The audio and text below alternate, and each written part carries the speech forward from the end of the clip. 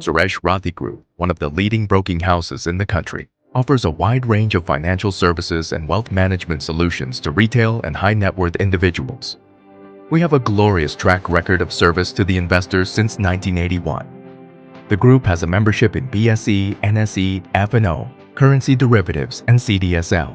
We have a network spread across 40-plus cities and operating from 110-plus locations and serving 125,000 clients. For more information, please call us on our toll-free number, 1-800-120-2484.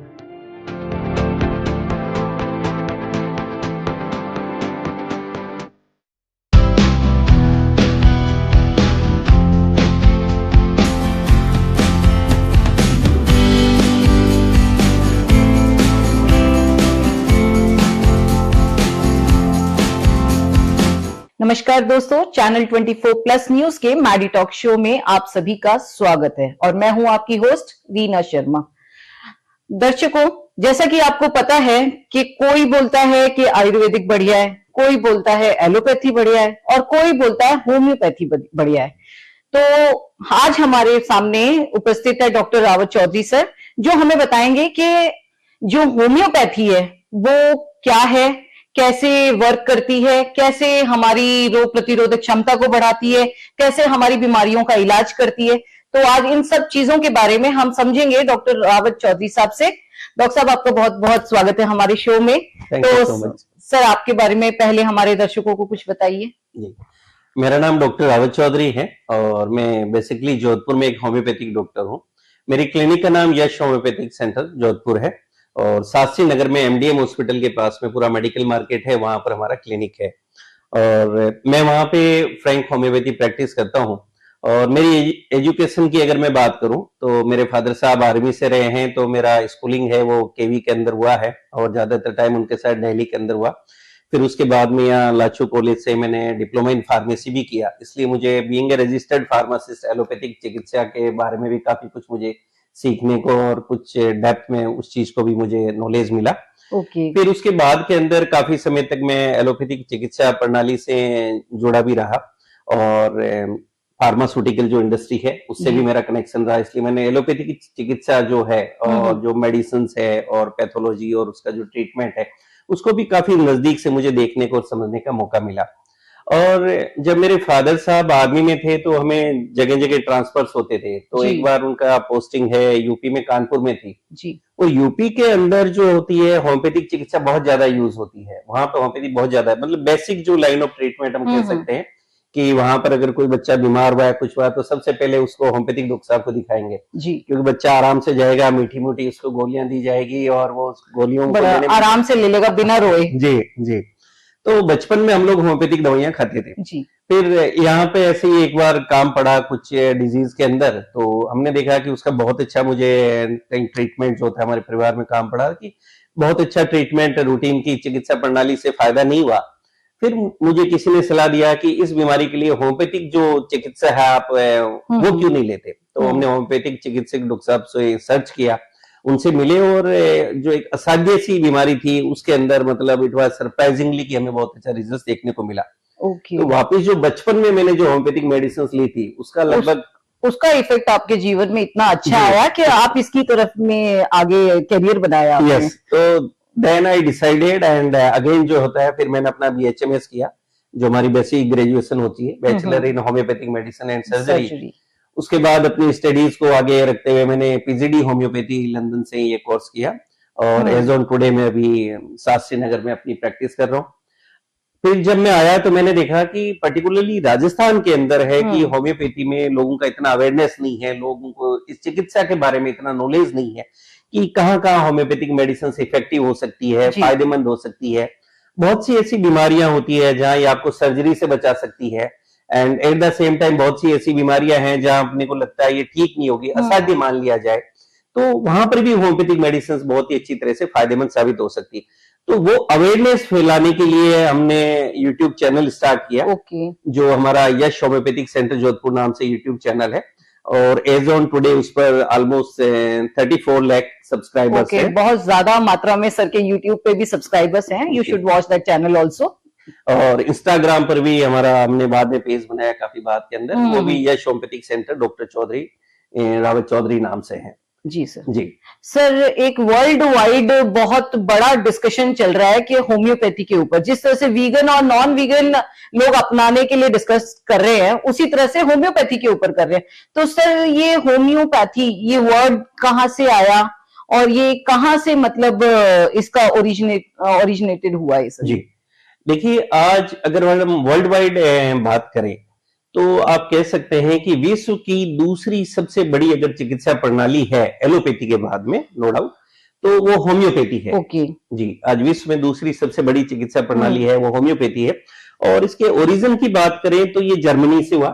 Okay. जी। हम तो sir इतना ही जानते हैं कि सिकंदर आया था वहां से, ग्रीक से, तो ये भी वहीं से आया है। नहीं, ये जर्मनी से इसका ओरिजिन है। ओके। और जो होम्योपैथी के जनक रहे हैं उनका नाम डॉक्टर हैनीमन है। ओके। और डॉक्टर हैनीमन साहब का जो बर्थ है वो 10 अप्रैल 1755 को हुआ।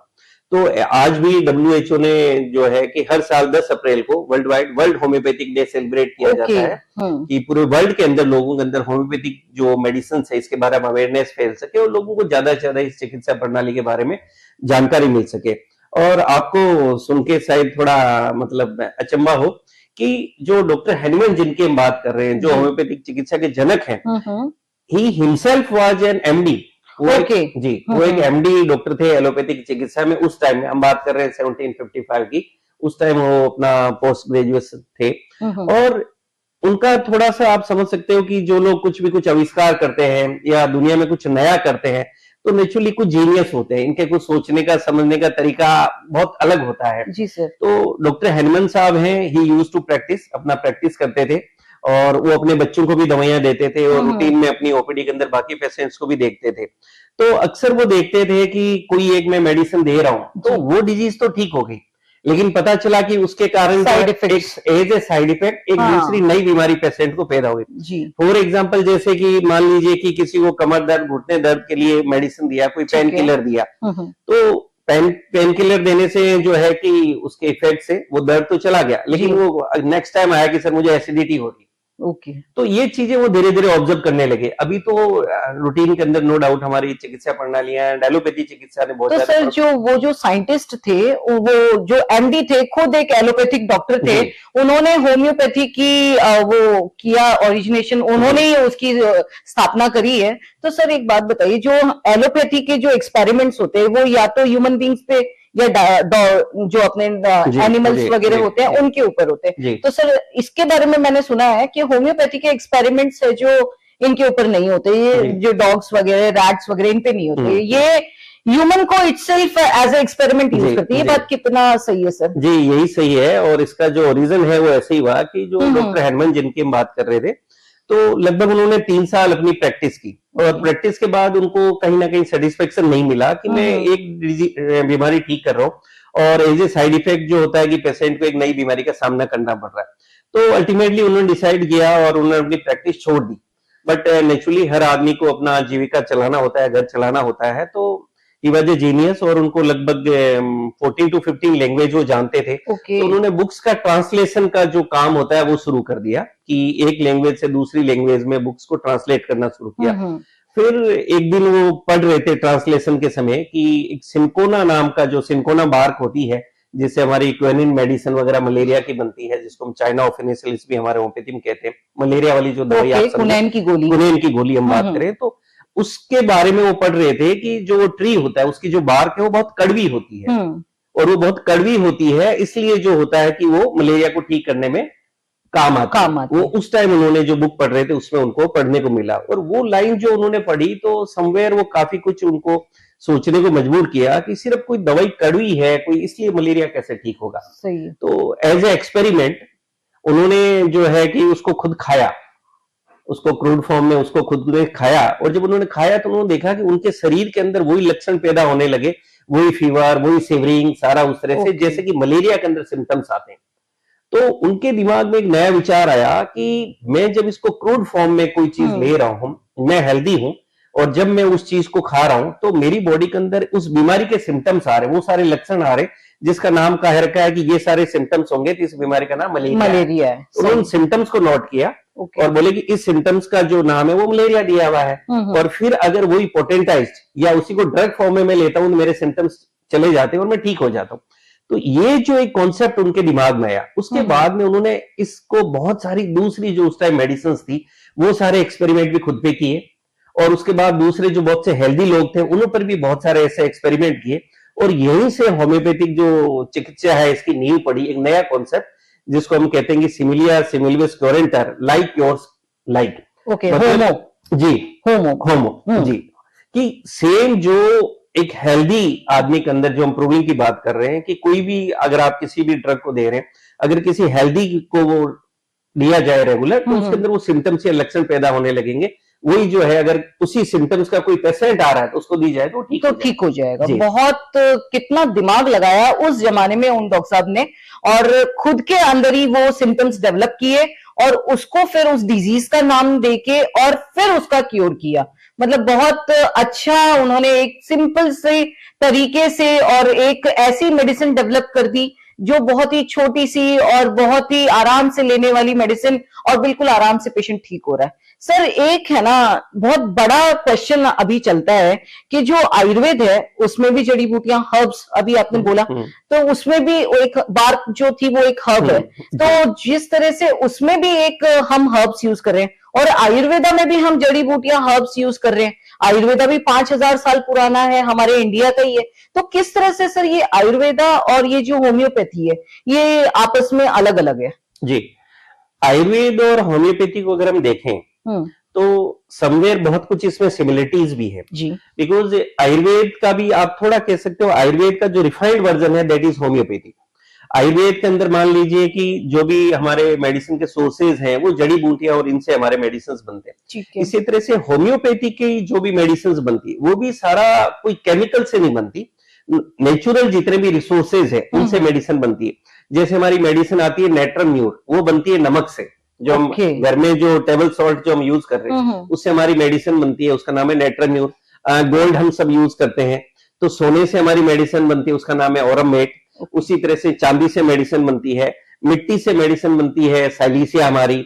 और जो पेड़ पौधों की वनस्पति की बात करें तो आयुर्वेद में जैसे अश्वगंधा है, तो उसी को अश्वगंधा को हमारे होम्योपैथी विदानिया सोमनीफेरा नाम से मेडिसिन आती है। तुलसी से मेडिसिन बनती है, नीम से मेडिसिन बनती है, पीपल से मेडिसिन बनती है फिकस नाम से। तो जो सोर्सेज हैं वो सारे वही नेचुरल है और वही पेड़ पौधे जड़ी बूटी से बनता है। लेकिन आयुर्वेद से भी रिफाइंड वर्जन में, मतलब एक होम्योपैथी का कॉन्सेप्ट रहा। होम्योपैथी का बेसिक कॉन्सेप्ट है कि हमारी बॉडी के अंदर एक वाइटल फोर्स है। अब वाइटल फोर्स समझ सकते हैं कि ऐसा एक सुपर नेचुरल पावर है, या अगर आज की भाषा में या रूटीन में हम आम आदमी समझे तो कहेंगे हमारे शरीर के अंदर एक आत्मा या इम्यून सिस्टम है आपके, जो हमारी बॉडी को हर तरह की बीमारियों से बचाता है, हमारी बॉडी को एक प्रोटेक्शन देता है हर बीमारी से बचने के लिए। उसको हैनमन साहब ने उस टाइम वाइटल फोर्स कह दिया, आजकल हम और रूटीन में समझने के लिए उसको इम्यूनिटी वर्ड आप समझ सकते हैं। तो वो जब आपका वाइटल फोर्स वीक होता है तो आपके चारों तरफ जो एटमॉस्फेयर है, सराउंडिंग्स जहां हम रहते हैं, या बैक्टीरियाज भी हैं, वायरस भी हैं, और भी कई तरह के पैथोजेंस है जिनसे हमारा हर टाइम एक्सपोजर है। लेकिन हमारा इम्यून सिस्टम या वो वाइटल फोर्स उनसे फाइट करता है और उनको दूर कर देता है और हमें बीमार होने से बचाता है। लेकिन अगर किसी आदमी का वो वाइटल फोर्स अगर वीक हो जाए तो फिर कहीं से जैसे ही उनकी बॉडी के अंदर कोई भी इंफेक्शन है या ऑलरेडी अंदर कोई बैक्टीरिया वायरस लोड है, तो वो आपके इम्यून सिस्टम पे हावी हो जाएगा और आप बीमार हो जाएंगे। तो ये माना गया कि जो वाइटल फोर्स है वो तो सूक्ष्म है जी। तो इसलिए होम्योपैथी में कॉन्सेप्ट ये आया कि जो मेडिसिन है वो मतलब मिनिमम मेडिसिन दी जाती है। आप देखें कि हमारे यहाँ एक ड्रॉप दी जाती है सिंपल सी, तो इसलिए जो होता है कि बहुत ही माइन्यूट क्वांटिटी के अंदर ये होम्योपैथी कॉन्सेप्ट रहा कि मिनिमम जो है मेडिसिन दी जाएगी, जिससे कि उसका कोई साइड इफेक्ट वगैरह भी आपको देखने को नहीं मिलता है। सर ये बेसिकली तो हर्ब्स ही यूज होती है इसके अंदर सर, लेकिन मैंने पढ़ा था कि इन मेडिसिन के अंदर अल्कोहल का परसेंटेज रहता है सारी मेडिसिन के अंदर। तो सर जब हम अल्कोहल एक्स्ट्रा कंज्यूम कर रहे हैं तो हिपैटोमेगाली वगैरह जो लिवर पे सूजन की कंप्लेन करते हैं, तो सर इन मेडिसिन को लेने के बाद में क्या वो नहीं होगा? नहीं, बिल्कुल भी नहीं जी, बिकॉज अल्कोहल वैसा अल्कोहल नहीं जो हम लोग पार्टीज में यूज करते हैं, वो अल्कोहल नहीं। एंड बिल्कुल उसी तरह से जैसे कि कोई डायबिटिक पेशेंट्स है तो उनके लिए हम लोग जो है मिठाई देते हैं जो कि शुगर का टेस्ट दे रही है, but that is sugar free. तो it is not that alcohol जो पार्टी वगैरह में सारा यूज होता है। Secondly alcohol is used as a base, okay. जो मेडिसिन है, आप देखें इवन किसी भी चिकित्सा प्रणाली में देखें कि जो मेडिसिन होती है उसमें अल्कोहल बेस होता है, जी। क्योंकि alcohol base as a preservative use किया जाता है। तो वो just as a preservative use किया जाता है, वो इसलिए उसका उस तरह से कोई साइड इफेक्ट नहीं। हाँ। तो ये बहुत अच्छी बात बताई डॉक्टर साहब ने कि वो अल्कोहल का जो परसेंटेज है और ये अल्कोहल का परसेंटेज है वो टोटली डिफरेंट है, और ये एज अ बेस यूज हो रहा है, तो ये इतना ज्यादा हमारी बॉडी में हार्मफुल नहीं होता है। सर एक बात पूछनी थी कि ये जो इतनी छोटी सी गोली होती है, या आपने अभी बताया एक ड्रॉप हम देते हैं कि दिन में 3 बार एक एक बूंद लेनी है, तो सर ये जब हम ले रहे हैं तो ये किस तरह से हमारी जो टंग के ऊपर जाते ही इफेक्ट करती है, या किस तरीके से इसका ये इफेक्ट करती है? देखिए, ये मोड ऑफ एडमिनिस्ट्रेशन की बात हो गई। सपोज जैसे हम सब लोग जानते हैं कि एलोपैथिक चिकित्सा मेडिसिन हर घर में यूज होती है, कि आप वहां देखते हैं कि टैबलेट्स भी दी जाती है, कैप्सूल भी दिए जाते हैं, और कई बार आपको लोकल भी कुछ लगाने के लिए क्रीम वगैरह दी जाती है, कई बार आपको इंजेक्शंस भी दिए जाते हैं। तो हर मेडिसिन का एक मोड ऑफ एडमिनिस्ट्रेशन होता है। तो जो होम्योपैथिक मेडिसिन होती है, इसकी हमने बात की कि आपके जाके वाइटल फोर्स पे इंटरनली वर्क करती है। ओके। और उसके लिए जो होता है कि आप जो भी मेडिसिन लेते हैं, वो हमारी मेडिसिन जो होती है सारी ओरल रूट से दी जाती है, कि आपको जैसे लिक्विड फॉर्म में बहुत सी मेडिसिन होती है जिसको हम पोटेंसी कहते हैं, तो डायरेक्टली उसकी 1 से 2 बूंद जो होती है वो सफिशिएंट है। जी, दैट इज सफिशिएंट। तो वो सर क्या नर्व्स के ऊपर अप्लाई करते हैं तब वो पूरी बॉडी में जाके इफेक्ट करती है, किस तरीके से? वो बिल्कुल उसी तरह से कि एब्जॉर्प्शन, जैसे यस, वो वहां से हमारा जो ब्लड होता है वहां से एब्जॉर्ब होके मेन सर्कुलेशन में जाके और उस मेडिसिन का वो इफेक्ट आने लगता है। तो सर इन मेडिसिन के भी कोई साइड इफेक्ट्स होते हैं? क्योंकि हम लोग मोस्टली सुनते हैं कि एलोपैथी की कोई भी मेडिसिन अगर आप लॉन्ग टर्म में लेते हैं, क्रोनिक डिजीज में लेते हैं, तो वो कुछ ना कुछ साइड इफेक्ट करती है, तो ये मेडिसिन भी कुछ साइड इफेक्ट करती है सर? नहीं, होम्योपैथिक मेडिसिन अगर आप प्रॉपरली ले रहे हैं तो अपने डॉक्टर के गाइडेंस, वो चाहे कोई भी चिकित्सा पद्धति हमेशा कहती हैं कि ट्रीटमेंट हमेशा आप अपने डॉक्टर गाइडेंस में लेते हैं, तो उसका कोई भी तरह का साइड इफेक्ट नहीं है, और होम्योपैथी के लिए तो माना जाता है कि सेफ है और इसका कोई साइड इफेक्ट नहीं होता है। और आप देखें कि मेडिसिन जो होता है इतनी मिनिमम क्वांटिटी में दी जाती है कि वो ड्रॉप्स जो होता है, ड्रॉप या आपको जो मीठी गोली होती है 2-4 जो आपको दी जाती है, ये आपके पेट तक जाती नहीं है, वो यहीं से एब्जॉर्ब हो जाती है। और रूटीन में आप देखेंगे, आप किसी भी दूसरी चिकित्सा पद्धति में आप जाएं तो ज्यादातर आपको जब भी मेडिसिन दी जाती है तो साथ में एक भूखे पेट का कैप्सूल दे दिया जाता है, क्योंकि उसको एटलीस्ट गैस्ट्राइटिस तो करना ही है। सही है। यहाँ इस तरह का कोई भी साइड इफेक्ट वगैरह नहीं मिलता। हाँ, एक चीज जरूर है जो ध्यान देने लायक, जो मैंने अभी पहले भी बोला, ट्रीटमेंट आपका प्रॉपर आपके डॉक्टर के गाइडेंस में हो, बिकॉज कई बार कुछ समय आपको कुछ मेडिसिन के साथ एग्रावेशन देखने को मिलता है, जो एक वर्ड हम लोग यूज करते हैं। एंड एग्रावेशन क्या होता है, पर्टिकुलरली कई बार कुछ स्किन डिजीजेस के अंदर काफी कॉमनली होता है, जहां ऑलरेडी मान लीजिए कोई पेशेंट बहुत लंबे समय से कोई ट्रीटमेंट ले रहा है, कुछ मेडिसिन वो ले रहे हैं, तो कई बार आप कई तरह की ट्यूब सप्लाई करते हैं, कई बार आपको स्टेरॉइड्स वगैरह स्वेलो वाली लेते हैं जी। जैसे फंगल हो गया है, एक्जिमा हो गया है, सोराइसिस में कुछ कॉमन एग्जांपल जस्ट अंडरस्टैंडिंग के लिए दे रहा हूं। तो ऐसे पेशेंट जब हमारे पास आते हैं, जैसे हम उसको मेडिसिन देते हैं, तो आपको जो बीमारी, होम्योपैथी बीमारी को दबाती नहीं है, उसको जड़ से खत्म करने का जो नाम है दैट इज होम्योपैथी। तो कई बार आपको जो होता है कि वो बीमारी जो है, ऐसा लग सकता है कि मेरी बीमारी कुछ बड़ी है क्या, उसको हम एग्रावेशन कहते हैं, कि वो मास्किंग हटती है और डिजीज आपको ओरिजिनल फॉर्म में देखने को मिल सकती है। तो उसमें कोई घबराने की जरूरत नहीं होती, आपके जो डॉक्टर है ही नो कि उन्होंने क्या डोज दी और कैसे इसको मैनेज करेंगे, बस उनके गाइडेंस में। जी सर। सर एक ये बच्चों के अंदर भी डोजेस का क्या थोड़ा सा वो रहता है, वेरिएशन रहता है कि सेम मेडिसिन जो बड़ों में हम लोग दे रहे हैं वही बच्चों में उसकी कम फॉर्म में हम देते हैं? बच्चों में डिफरेंट रहता है कि बड़ों में सेम ही रहता है दोनों में? मेडिसिन और बेसिकली सॉल्ट तो वही रहता है, जैसे मान लीजिए कि, लेकिन उसकी डोज नेचुरली थोड़ा कम हो जाएगी। सपोज हमारी मेडिसिन है कैलकेरिया फोस, जो एक तरह से कैल्शियम हमारे होम्योपैथी में हम कहते हैं, जैसे कैल्शियम होता है तो होम्योपैथी में कैलकेरिया फोस होता है। और बच्चों में तो ये बहुत ज्यादा यूज की जाती है, जो टीथिंग ट्रबल नाम से भी मेडिसिन आती है, कि वो बच्चे जिनको की दांत लेट निकल रहे हैं, या दांत निकलते समय बच्चों में जो कई तरह के दूसरे कई बार चेंजेस आपको देखने को मिलते हैं, बच्चा चिड़चिड़ा होता है, गुस्सा होता है, कई बार डायरिया देखने को मिलता है, बॉडी में कैल्शियम की डिफिशियंसी देखने को मिलती है, तो उसके लिए कैलकेरिया फोस बहुत कॉमनली यूज मेडिसिन है ये। तो वही अगर बड़ों में दे रहे हैं तो मान लीजिए उसके हमने 4 टेबलेट दे दी, बच्चे को दे रहे हैं तो उसके हम 2 टेबलेट दे देंगे, तो वो डोज उस तरह से थोड़ा सा एडजस्ट की जाती है। जी सर। सर एक और सवाल था कि मेडिसिन लेते हुए मुझे इतना टाइम हो गया है और मेरी बीमारी बढ़ गई है, ऐसी कंप्लेंट करते हैं कुछ पेशेंट्स, तो सर ये बढ़ने वाला जो कॉन्सेप्ट है ये कैसे निकल के आता है? देखिए बढ़ने का नहीं होता है, जैसा मैं भी एग्जांपल आपको क्योंकि सर ना ये सब लोग क्या चाहते हैं, इंस्टेंट रिलीफ चाहते हैं। एलोपैथी वाले तो एक बस मेरे दर्द हो रहा है तो उसका कॉज वगैरह हम लोग बाद में सोचेंगे, ब्लड टेस्ट वगैरह बाद में कराएंगे, पहले हम सोचेंगे उस पेन को कैसे हमें रिलीफ आ जाए। तो सर इसके अंदर भी कई बार ऐसे सुनने को मिलता है कि भाई मेरे को डॉक्टर साहब इंस्टेंट आराम दिला दो। तो सर ये इंस्टेंट आराम और बीमारी वापस से मेरी थोड़ी बढ़ गई है, इसका क्या कॉन्सेप्ट है, इसको कैसे सर अपन सही कर सकते हैं? देखिए जैसा भी मैं बात कर रहा था एग्रावेशन वाला, पर्टिकुलरली जो स्किन डिजीज के केसेज आते हैं उसके अंदर मेरा एक्सपीरियंस भी रहा कि ऑलरेडी पेशेंट्स क्या होता है, कई तरह के they are on steroids, immunosuppressants वो खा रहे होते हैं और लोकल जो होता है क्रीम्स वगैरह काफी यूज कर रहे होते हैं। तो जैसे हमारे पास आते हैं मैम उनको बंद करवाते हैं जी कि आप इन सारी चीजों को बंद करें, बिकॉज बीमारी ऊपर नहीं है, बीमारी तो अंदर है। आपका जो वाइटल फोर्स है या आप कहें कि हमारा जो इम्यून सिस्टम है वो वीक हो गया, तो हमें उस बीमारी को ठीक करने के लिए अंदर से जो वाइटल फोर्स या जो हमारा इम्यून सिस्टम है, रोग प्रतिरोधक क्षमता है, उसको हमें मजबूत बनाना जी। तो उसको मजबूत बनाने के लिए जो ऊपर से जितने भी सुपरफिशियल जो भी आप चीजें यूज कर रहे हैं तो उन सबको बंद करवाते हैं। तो जैसे ही आप उसको बंद करवाते हो तो नेचुरली एक बार वो आपको उसका जो होता है कि दिखता है कि अरे मेरी बीमारी बढ़ गई है क्या। तो ये कुछ सॉरी टू इंटरप्ट, लेकिन सर क्या आयुर्वेदिक ये होम्योपैथी मेडिसिन और जो एलोपैथी पे जो क्रोनिक डिजीज वाला पेशेंट मेडिसिन ले रहा है वो दोनों साथ में ले सकता है? क्योंकि अभी आपने जस्ट बोला कि उसको हम बंद करवाते हैं,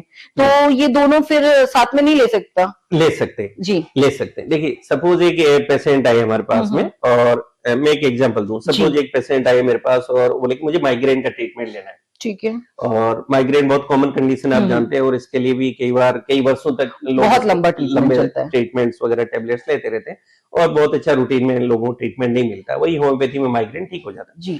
तो माइग्रेन के लिए वो हमारे पास आई, बट ऑलरेडी फॉर एग्जांपल वो हो सकता है कोई डायबिटीज की मेडिसिन ले रहे हो, थायराइड का ले रहे हो, हाई ब्लड प्रेशर की अपनी कोई मेडिसिन ले रही हो, क्योंकि इन चीजों के लिए ज्यादातर लाइफ टाइम एक प्रोसेस हो जाता है कि आप लेनी है। तो हम उनकी वो मेडिसिन बंद नहीं करवाएंगे। आप अगर पहले से आप कोई भी चिकित्सा पद्धति ले रहे हैं, एलोपैथी और आयुर्वेद कुछ भी ले रहे हैं, तो आप उसके साथ में अपनी होम्योपैथिक मेडिसिन भी स्टार्ट कर सकते हैं। वो चाहे आप सेम डिजीज के लिए कुछ सपोर्टिव मेडिसिन लेना चाह रहे हैं तो भी ले सकते हैं, और अलग से आपको लग रहा है कि नहीं मुझे सपोज में डायबिटीज का मेरा है बट मुझे माइग्रेन के लिए मेरे ट्रीटमेंट के लिए आया, तो आप उसके लिए अपना ट्रीटमेंट साथ में शुरू कर सकते हैं। बस थोड़ा गैप रखना होता है कि आपकी उन मेडिसिन और इन मेडिसिन में थोड़ा गैप रख के आपको दोनों मेडिसिन लेनी होती है, जो आपको एक्सप्लेन कर दिया जाता है।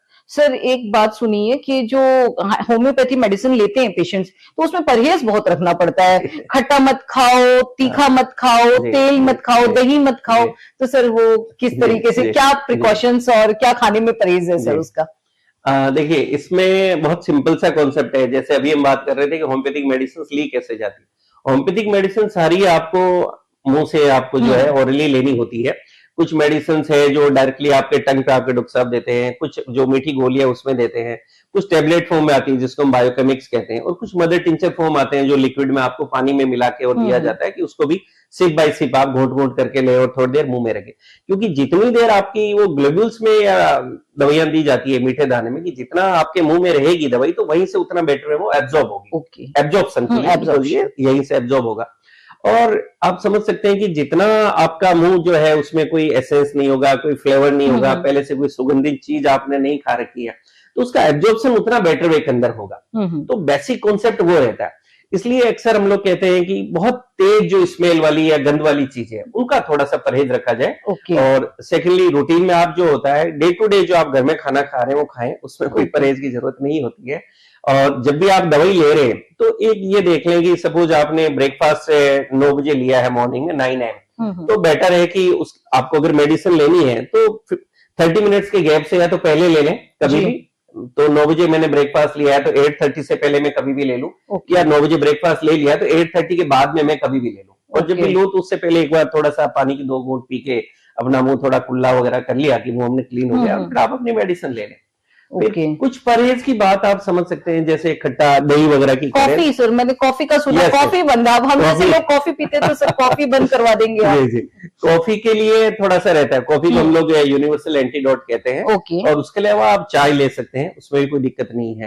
और इन मेडिसिन को मतलब बेसिकली जितना मुंह हमारा क्लीन होगा तो उतना बेटर, उतना अच्छे से एब्जॉर्प्शन होगा मेडिसिन का और उतना अच्छा इफेक्ट करेगी। सर एक चीज आपसे जाननी चाहती थी मैं कि ये जो मेडिसिन है ये देने के बाद में कितने परसेंटेज चांसेस हैं कि बीमारी पूरी तरह से क्योर हो जाती है? मतलब एलोपैथी के अंदर हम ये सोचते हैं कि 5 दिन का ट्रीटमेंट पेशेंट को दिया है, तो वो मोस्ट प्रोबेबली उसका ठीक हो जाएगा अगर वो एक्यूट डिजीज है तो। जी तो सर एलोपैथी में ये कॉन्सेप्ट है, तो होम्योपैथी में सर किस तरीके से ये मेडिसिन कितनी जल्दी इफेक्ट करती है, वो बताइए सर। देखिए, ये डिपेंड करता है कि डिजीज क्या है। सपोज सीजनल डिजीज है, कोई एक्यूट कंडीशन है, जैसा आपने भी बोला कि वायरल हो गया है, तेज बुखार हो गया, खांसी है अभी बहुत चल रही है। जी सर। तो अगर इस तरह के केसेस आ रहे हैं तो नेचुरली जो एक्यूट कंडीशन है वो तुरंत ठीक हो जाती है। 3 डेज, 5 डेज, 7 डेज, डिपेंडिंग की कैसी डिजीज है, क्या है। लेकिन एक्यूट केसेज से भी ज्यादा हमारे पास, अगर डे टू डे में प्रैक्टिस की बात करूं, तो मैंने देखा क्रॉनिक केसेज हमारे पास बहुत ज्यादा आते हैं। ओके। होम्योपैथी में अक्सर वो केसेज ज्यादा आते हैं जो लगता है अब कहीं भी ठीक नहीं हो रहे हैं, हमारे पास वो केसेज ज्यादा आते हैं। अच्छा। तो ऑलरेडी कई सालों से, जैसे हम अभी माइग्रेन की बात कर रहे थे कि मुझे सब 5 साल से माइग्रेन है, 10 साल से है, मैं कई तरह की पिल्स या टेबलेट्स ले रहा हूँ, कई बार हॉस्पिटल में एडमिट भी होते हैं, इंजेक्शन भी जाके लगवाते हैं, तब हमारा माइग्रेन ठीक होता है। सोराइसिस के केसेज हो गए। तो ये इस तरह के जो केसेज हैं जो क्रॉनिक है, कई सालों से चल रहे हैं, तो नेचुरली ये टाइम टेकिंग प्रोसेस होता ही है।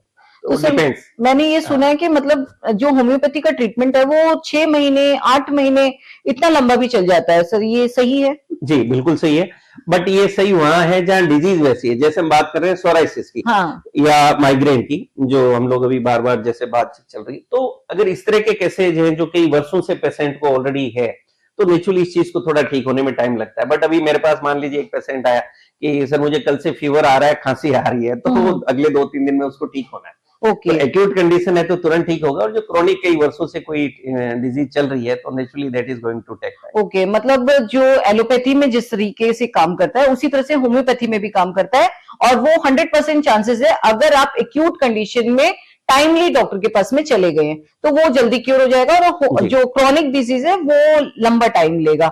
तो सर ने बहुत अच्छी अच्छी बातें हमें बताई, और बहुत सारे जो डाउट्स होम्योपैथी और एलोपैथी को लेके हमारे मन में थे वो सर ने काफी हद तक क्लियर किए। अब वक्त हो चुका है एक छोटे से ब्रेक का। ब्रेक के बाद में हम और बहुत सारी बीमारियों से रिलेटेड सर से बातें करेंगे। मिलते हैं एक छोटे से ब्रेक के बाद।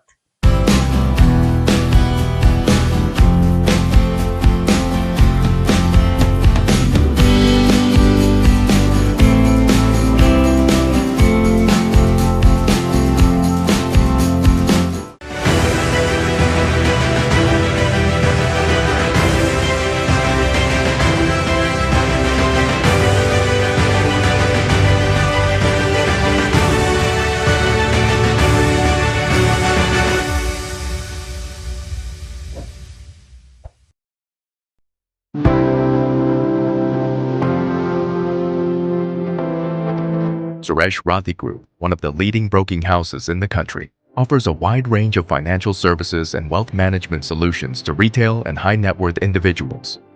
We have a glorious track record of service to the investors since 1981. The group has a membership in BSE, NSE, F&O, currency derivatives, and CDSL. We have a network spread across 40 plus cities and operating from 110 plus locations and serving 1,25,000 clients. For more information, please call us on our toll-free number, 1-800-120-2484.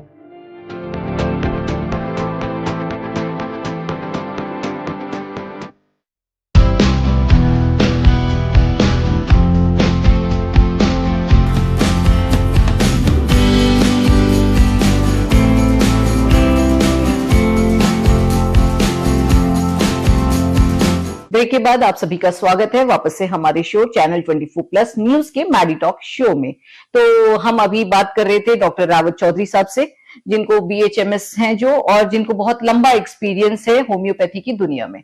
तो doctor साहब, कौन सी ऐसी बीमारियां हैं जिसके अंदर हम कहते हैं कि होम्योपैथी की तरफ हमको 100% स्विच करना चाहिए और वो बहुत अच्छे से बिना कोई साइड इफेक्ट दिए पेशेंट क्योर हो जाता है? जी देखिए, बेसिकली तो हम बात करें तो ये कंप्लीट पैथी है। तो नेचुरली पैथी है तो हर बीमारी का इलाज तो होगा ही जी। और जो एक होम्योपैथ होता है वो अपने आप में हर तरह का स्पेशलिस्ट है। सपोज मैं मेरे चैम्बर में बैठा हूं तो मैं देखता हूं कि मैंने पहला जो मेरा पेशेंट है, हो सकता है कि बच्चा आ जाए, 2 साल का, तो मैं पीडियाट्रिशियन बन गया। ओके। और थोड़ी देर बाद में हो सकता है मेरे तो पास सर इसमें भी तो स्पेशलिस्ट जिस तरह से जी। एमडी बनते हैं उस तरह से इसमें भी होते होंगे? नहीं, इसमें ऐसा? नहीं, इसमें नहीं। ओके। बिकॉज़ होम्योपैथी हमने भी थोड़ी देर पहले बात की थी, homeopathy is science of symptoms, लक्षणों की। ओके। हमारे यहाँ बीमारी को नाम नहीं दिया जाता, उसके जो लक्षण या सिम्पटम्स होते हैं, उसके अकॉर्डिंगली ट्रीटमेंट किया जाता है। तो जी जो सर। सिम्पटम्स होते हैं वो हमारे लिए मोस्ट इंपोर्टेंट होते हैं और उसके अकॉर्डिंगली हमारा सिलेक्शन ऑफ मेडिसिन होता है। जी। तो हम लोग पीडियाट्रिशियन होते हैं, थोड़ी देर बाद में एक 15-16 साल का बच्चा आ गया, एक में पिंपल्स लेके आ रहे हैं, तो हम स्किन स्पेशलिस्ट बन गए। ओके। थोड़ी देर में एक 20 साल की लड़की आ गई कि पीसीओडी, इर्रेगुलर पीरियड्स है, हार्मोनल इश्यूज है, हम गायनेकोलॉजिस्ट बन गए। उसके बाद के अंदर थोड़ी देर में मान लीजिए कि कोई दूसरे एज्ड आ गए कि सर प्रोस्टेट की प्रॉब्लम है, तो हम यूरोलॉजिस्ट बन गए और उनके लिए होम्योपैथिक सर्जन भी बन गए। ओके। कोई फीमेल्स आ गए, मेनोपॉज से रिलेटेड प्रॉब्लम्स है, यूट्रस के फाइब्रॉइड्स हैं, तो उनके लिए हम लोग गायनेकोलॉजिस्ट बन गए। तो नेचुरली एक कंप्लीट पैथी है जो मैं कहना चाह रहा हूँ, तो हर बीमारी का इलाज किया ही जाता है। लेकिन अब फिर भी अगर हम बात करें तो कुछ ऐसे हैं केसेस या कुछ ऐसी हैं आप कह सकते हैं जहां पर कि माना जाता है कि वहां पर होम्योपैथिक मेडिसिन को एक रूटीन में धारणा है कि भाई यहाँ पर तो होम्योपैथिक मेडिसिन लेना ही चाहिए, और उसमें मुझे लगता है कि जो सबसे ज्यादा फेमस है वो स्किन के केसेस है। ओके। कि एक आम आदमी ये मानता है कि अगर कोई स्किन डिजीज है तो उसके लिए आपको होम्योपैथिक मेडिसिन ही तरफ जाना चाहिए। उसके बाद बहुत सी सर्जिकल कंडीशंस है जिसके पर्टिकुलरली अगर मैं राजस्थान में बात करूं, बहुत सारे केसेस हमारे पास आते हैं, जैसे किडनी स्टोन, गुर्दे की पथरियां। तो बेसिकली ये सर्जिकल कंडीशन होती है, लेकिन वही दूसरी तरफ अच्छी बात है कि मोस्ट ऑफ द केसेस के अंदर में बहुत बड़ा आपका स्टोन्स नहीं है, तो होम्योपैथी में बहुत इफेक्टिव मेडिसिन होती है जो आपको गुर्दे की पथरी में मतलब जो होता है, लोग बहुत आते हैं, सर्जरी से बचा सकती है। पाइल्स फिशर के जो केसेस है वहां पे सर, तो वो जो पथरी है, जो स्टोन है, भले 10 mm तक कितना भी mm है, वो कंप्लीट मेडिसिन से निकल जाता है, उसमें कोई किसी तरह की फ्लश थेरेपी या कोई भी वो देने की जरूरत नहीं है, आईवी मेडिकेशंस की जरूरत नहीं है। रीनल स्टोन जो सर ने बताया, किडनी का जो स्टोन है उसके अंदर डायरेक्ट जो ये मेडिसिन है, ओरल मेडिसिन, वो इतनी इफेक्टिव है कि वो उसको पिघला के और निकाल देती है। ओके जी, देखिए होता क्या है कि जैसे किडनी स्टोन ही है, किडनी स्टोन के अंदर आप देखेंगे कि कई बार आपका 7 mm, 8 mm, 10 mm तक के स्टोन भी इजीली पास आउट हो जाते हैं। कई बार होता है कुछ इमरजेंसी कंडीशन ऐसी बन जाती है कि छोटा सा स्टोन है, 5 mm ही है, लेकिन ये अटक गया, तो फिर देन आपको नेचुरली सर्जिकल कंडीशन बन गई। बट अच्छी बात ये भी कि मोस्ट ऑफ द केसेस में इस साइज के स्टोन्स में ज्यादा इमरजेंसी कंडीशंस नहीं होती, कभी कभार थोड़ा पेन होता है जो बेरेबल होता है या मैनेजेबल होता है। तो इस तरह के केसेस के अंदर आपको ज्यादातर केसेस में अगर बहुत बड़े स्टोन्स नहीं है तो सर्जरी से आप बच सकते हैं। फिर पाइल्स और फिशर बहुत कॉमन कंडीशंस है, यहाँ के लोग बहुत स्पाइसेस, मिर्च मसाले खूब खाते हैं, तो ऐसे केसेस के अंदर आपको सर्जरी से बचा सकती है।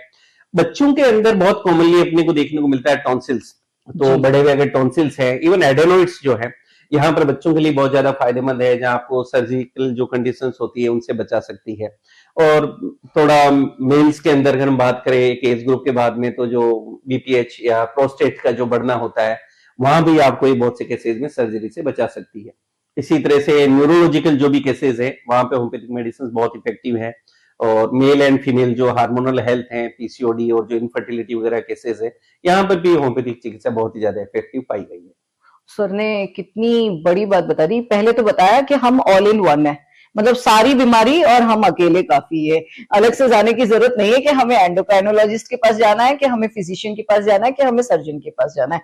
जी सर। और फिर सर ने बहुत बड़ी बात बता दी कि भाई हम जो सर्जिकल प्रोसीजर्स की तरफ जो डॉक्टर्स हमें एलोपैथी वाले बोलते हैं कि इसमें सर्जरी की जरूरत पड़ेगी, उसको भी हम काफी हद तक खाली ओरल मेडिकेशन से क्योर कर सकते हैं, है ना सर? सर्जरी जिसमें हेमरॉइड्स बता रहे हैं सर, फिशर्स बता रहे हैं, छोटे बच्चों की टॉन्सिलेक्टोमी जो है वो प्रोसीजर बता रहे हैं, मतलब कहीं करने की जरूरत नहीं है सर्जरीज। और हम जो ये छोटी छोटी सी रंग बिरंगी सी जो गोलियां हैं उससे हम क्योर कर सकते हैं।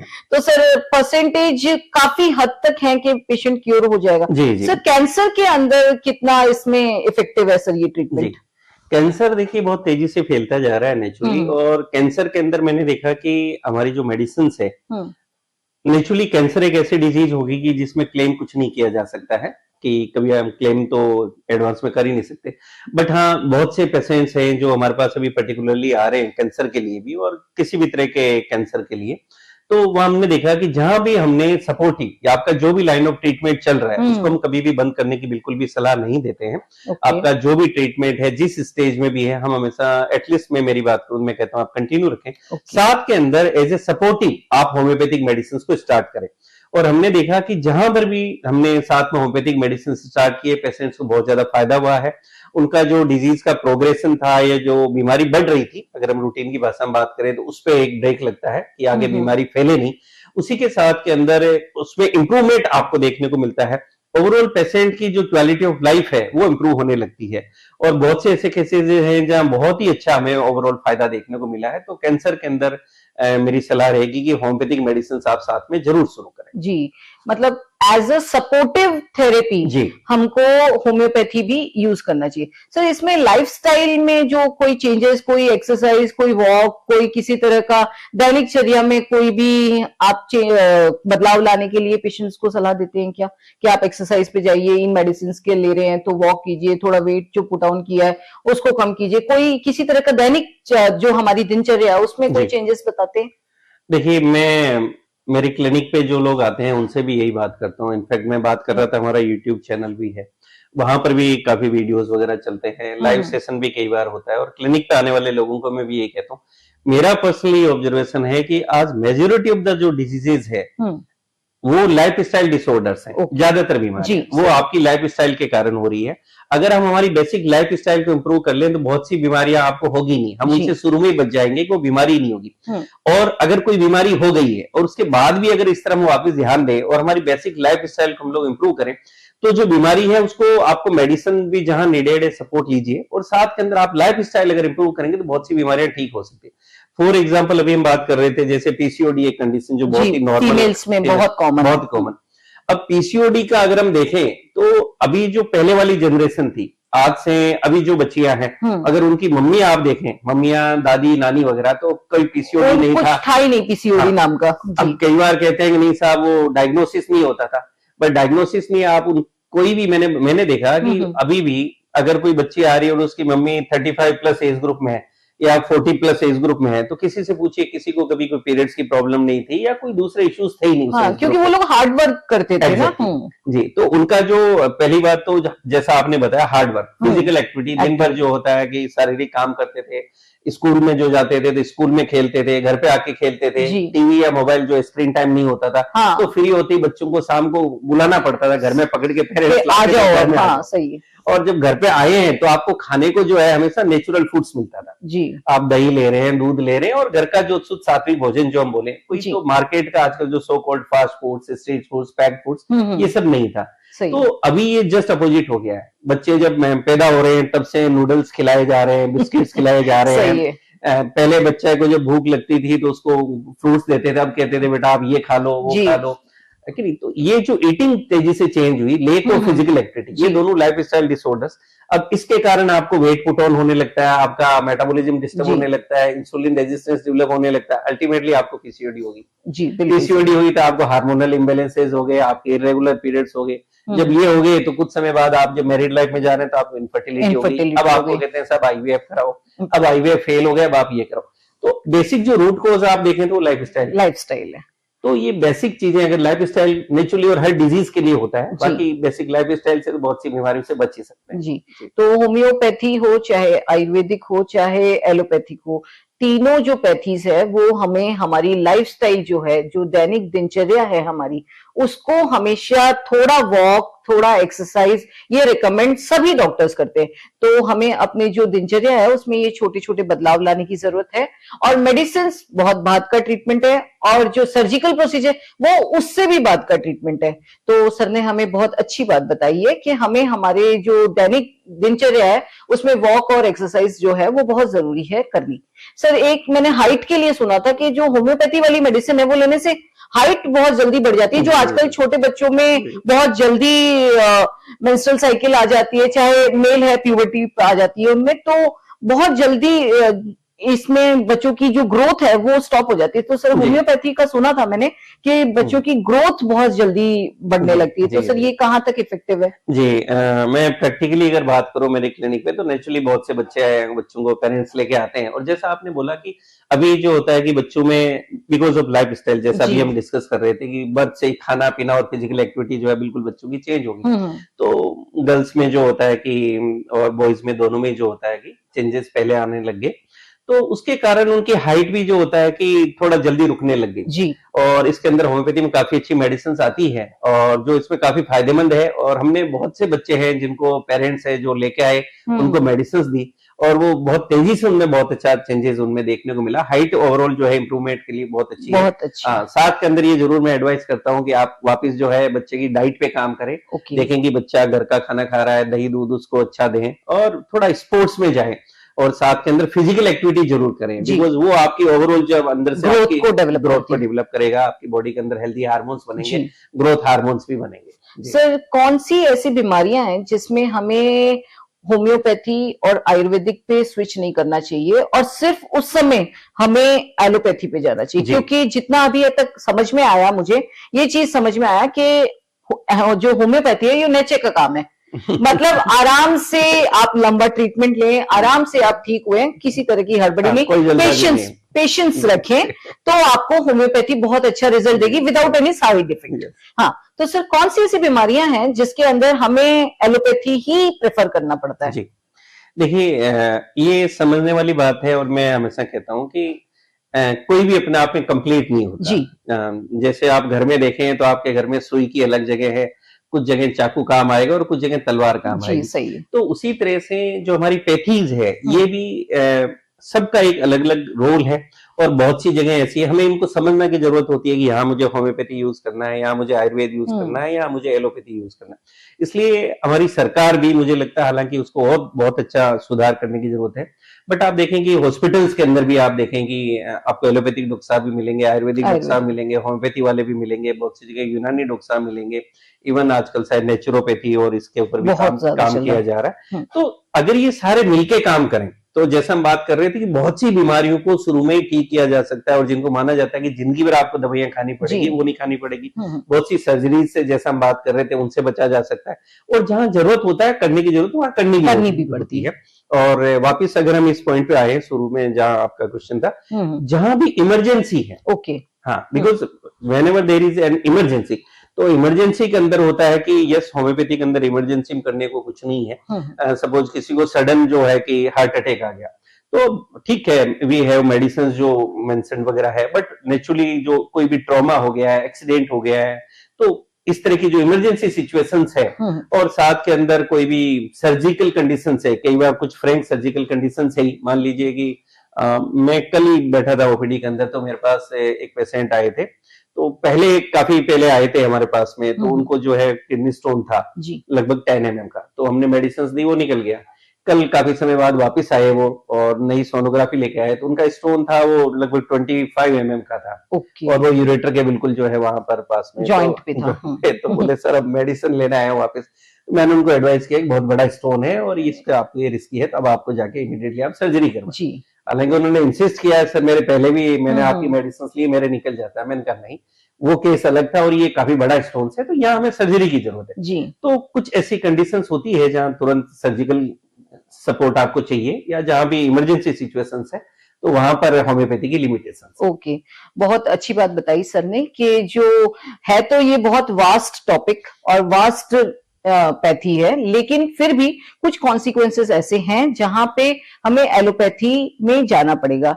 इमरजेंसी, जहां वर्ड इमरजेंसी आ जाता है तो you should go to the hospital only, चाहे वो किसी सांप ने काट लिया है, चाहे एक्सीडेंट हो गया है, चाहे हार्ट अटैक आ गया है, चाहे एकदम सर्टेन ब्लीडिंग स्टार्ट हो गई है, तो ऐसी सिचुएशन में हमें हॉस्पिटल जाना है और एलोपैथी जो ट्रीटमेंट है उसको फॉलो करना है। तो सर आज आप हमारे दर्शकों को क्या मैसेज देना चाहेंगे, जो होम्योपैथी जो हमारी है मेडिसिन, उसके बारे में सर लास्ट में क्या मैसेज देंगे आप?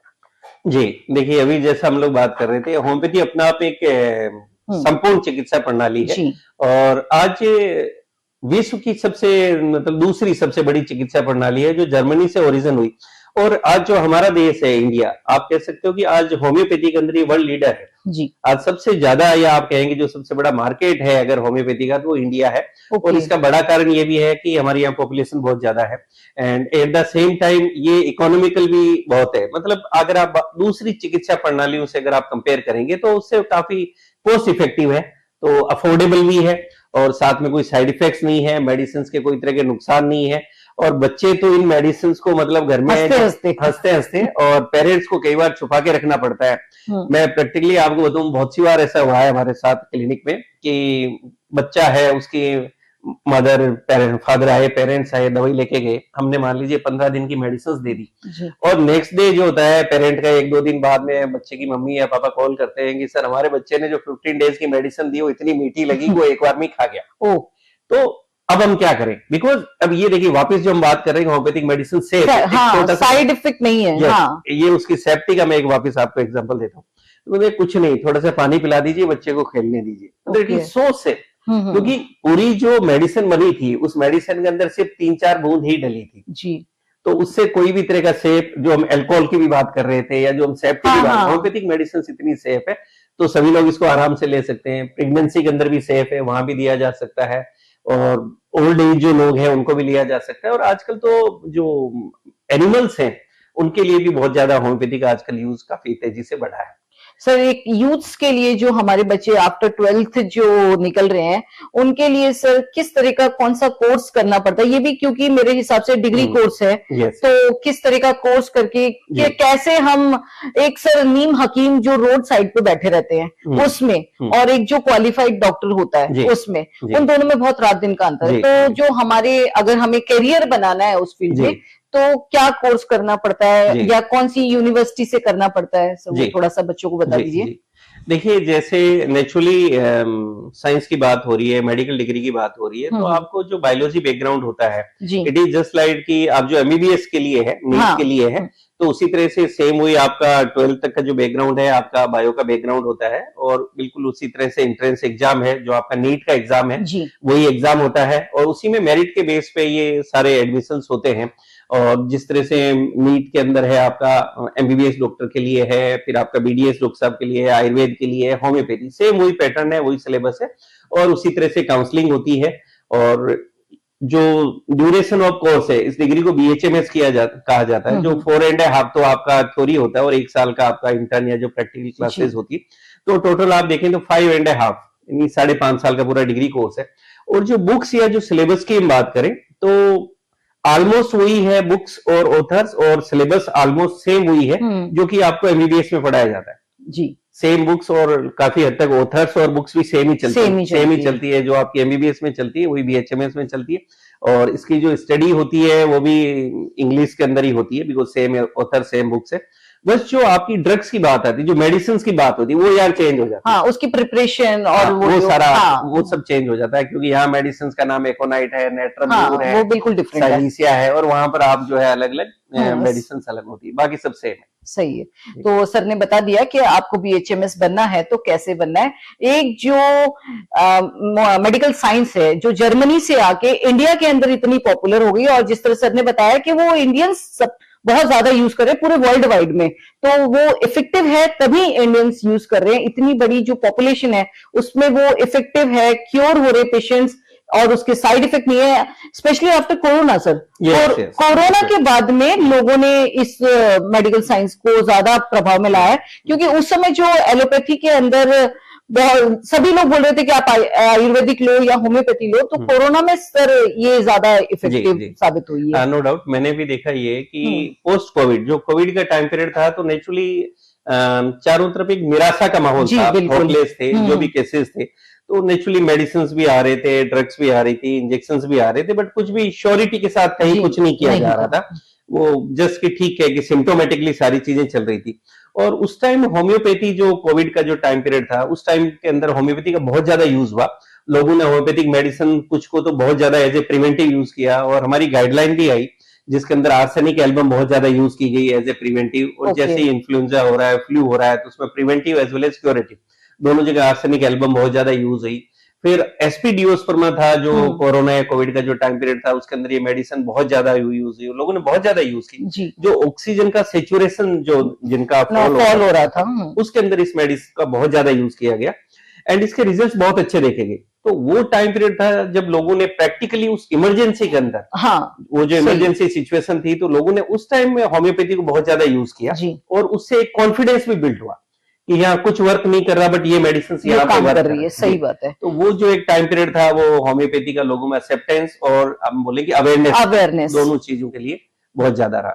तो ये एक जो होम्योपैथी जो वर्ड है, ये बहुत ही वाद विवाद और उससे घिरा हुआ था कि भाई हमें एलोपैथी लेना चाहिए, होम्योपैथी लेना चाहिए, आयुर्वेदिक लेना चाहिए। तो जो हमारे डॉक्टर साहब है, जो बहुत ही प्रशिक्षित, एक्सपीरियंस्ड, और उन्होंने अपने जो जीवन काल को, जो बचपन में होम्योपैथी की 2 गोली ली, उससे ये इंस्पायर होके डॉक्टर बने और इतनी सारी अपने जो एक्सपीरियंस शेयर किए हमसे, तो उसके लिए हमारे डॉक्टर साहब को बहुत बहुत धन्यवाद है। डॉक्टर साहब, एक आप हमारे दर्शकों को जाते जाते एक बार वापस बता दीजिए कि आपका क्लिनिक किस तरफ है, और सर का जो इंस्टाग्राम पेज है वो भी है, यूट्यूब पे भी सर के हैं फॉलोवर्स, तो सर थोड़ा सा आपके बारे में बता दीजिए डॉक्टर साहब को, चलते चलते दर्शकों को, कि आप कहाँ देखते हैं पेशेंट्स। एज ऑन टुडे अपना क्लिनिक जोधपुर के अंदर है, जो राजस्थान में नेचुरली जोधपुर, और जोधपुर के अंदर शास्त्री नगर में एमडीएम जो मथुरा दास माथुर हॉस्पिटल है, उसके पास में पूरा मेडिकल मार्केट है। तो वहां पर यूआईटी शॉप नंबर 99 पर यश होम्योपैथिक सेंटर फर्स्ट फ्लोर पे ये हमारा क्लिनिक है।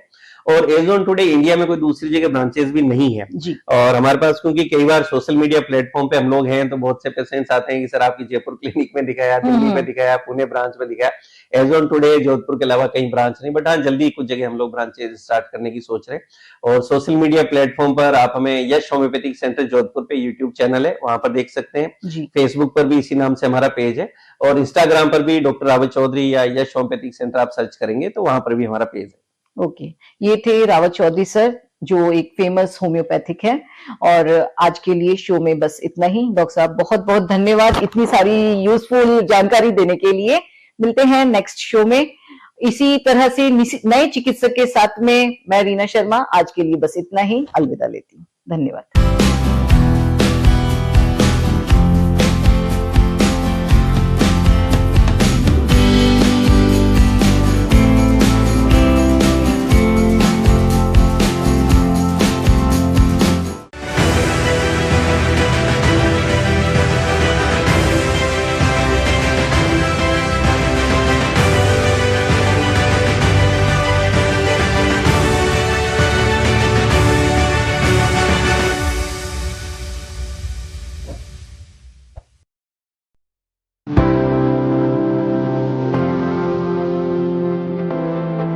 Suresh Rathi Group, one of the leading broking houses in the country, offers a wide range of financial services and wealth management solutions to retail and high net worth individuals.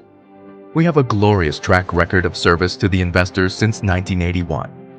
The group has a membership in BSE, NSE, F&O, currency derivatives, and CDSL. We have a network spread across 40 plus cities and operating from 110 plus locations and serving 1,25,000 clients. For more information, please call us on our toll-free number 1-800-120-2484